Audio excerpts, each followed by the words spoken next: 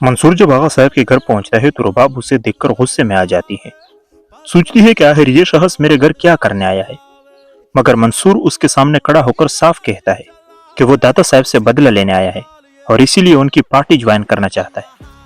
रुबाब की वो तकरीर उसने दी की है जिसमें इस पर आसिफ के कत्ल का इल्जाम लगाया गया, उन पर हमले और दस्तावेजात की चोरी का इल्जाम भी उसी पर डाला गया, मगर मंसूर के पास अब और कोई रास्ता नहीं बचा क्योंकि दादा साहब ने उसके लिए हर दरवाजा बंद कर दिया है। रुबाब उसे रोकने की कोशिश करती है, कहती है कि मंसूर को यहाँ नहीं आना चाहिए था, जो उसने किया वो काफी था, मगर मंसूर इसकी बात नहीं सुनता। वो बस यही दोहराता है कि वो पार्टी ज्वाइन करना चाहता है।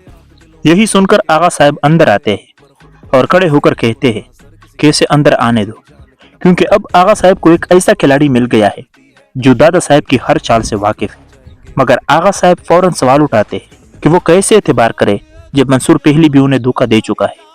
मंसूर सर झुकाकर जवाब देता है कि उसके जहन में जो गलत ख्यालात भरे गए थे वो सब दादा साहब की चाल थी, वो सिर्फ उसे इस्तेमाल कर रहा था। अब वो मुखलिस होकर उनके साथ खड़ा है क्योंकि वो उनकी बेटी से सच्ची मोहब्बत करता है और दादा साहब से एक जबरदस्त बदला लेना चाहता है। लेकिन क्या मंसूर वाकई आजाद हो पाया या वो एक कैद से निकलकर दूसरी कैद में कदम रख चुका है? जब दादा साहब को खबर मिलती है कि मंसूर ने आगा की पार्टी ज्वाइन कर ली है तो वो गुस्से से मेज पर हाथ मारकर कहते हैं कि ये लड़का इतनी जल्दी उनकी गिरफ्त से कैसे निकल गया।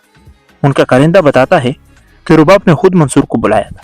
दादा साहब कुछ पल सोचते हैं, फिर आहिस्ता से मुस्कुरा देते हैं, कहते हैं कोई बात नहीं, मंसूर जिस आग में जल रहा है वो आग खुद उन्हीं की लगाई हुई है और वो ये समझता है कि आगा उसका साथी है जबकि वो सिर्फ एक मुखरा है।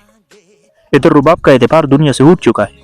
वो सोचती है कि सब उसके बाप जैसे है, शायद उसी भी ज्यादा जालिम, और इसी सोच में वो खुद भी सख्त और बेरहम होने लगती है। रात के वक्त वो परेशान होकर मंसूर के कमरे की तरफ जाती है, मगर दरवाजे पर रुक जाती है। दिल पर पत्थर रखकर वापस मुड़ जाती है। अंदर से एक अजनबी आवाज सुनाई देती है। ये दादा साहब का भेजा हुआ एक पुराना साथी है जो खुफिया तौर पर मंसूर के कान में नया शक डाल रहा है कि रुबाब और आगा उससे इस्तेमाल कर रहे हैं जैसे दादा ने किया था। मंसूर पूछता है कि वो उसकी बात क्यों माने। साथी जवाब देता है कि मंसूर ने खुद देखा है कि आगा साहब अपने करिंदे से किस तरह बात कर रहे थे। बाहर खड़ी रुबाब ये सब सुन लेती है। उसका दिल बैठ जाता है, समझ आ जाता है कि ये एक नई चाल का हिस्सा है। अब बेगुनाह मंसूर क्या करे जब हर तरफ से उस पर शक किया जा रहा हो। आने वाले एपिसोड में आप देखेंगे कि मंसूर दादा साहब से एक ऐसा जबरदस्त बदला लेगा जिसका उन्होंने कभी सोचा भी न होगा। सच्चा हिस्सा हिस्सा सामने आएगा। आगा साहब की असलियत भी बेनकाब होगी और रुबाब जो कभी मंसूर से बदगुमान हो गई आखिर उसी की तरफ लौट आएगी। दोनों का दुश्मन एक ही निकलेगा और आखिरी एपिसोड में उनकी मोहब्बत की कहानी शादी के बंधन पर जाकर मुकम्मल होगी। तो ये होगी इस ड्रामे की एंड। अगर आपको पसंद आया हो या इस एपिसोड के साथ आप एग्री कर रहे हो, मेरी रिव्यू के साथ आप एग्री कर रहे हो, मेरे एनालिसिस आप लोग को पसंद आया हो तो वीडियो को लाइक करें और चैनल को सब्सक्राइब करें। दीजिए इजाजत इस दुआ के साथ, जहां भी रहे खुश रहे आबाद रहे। Okay, Allah Hafiz, thank you very much.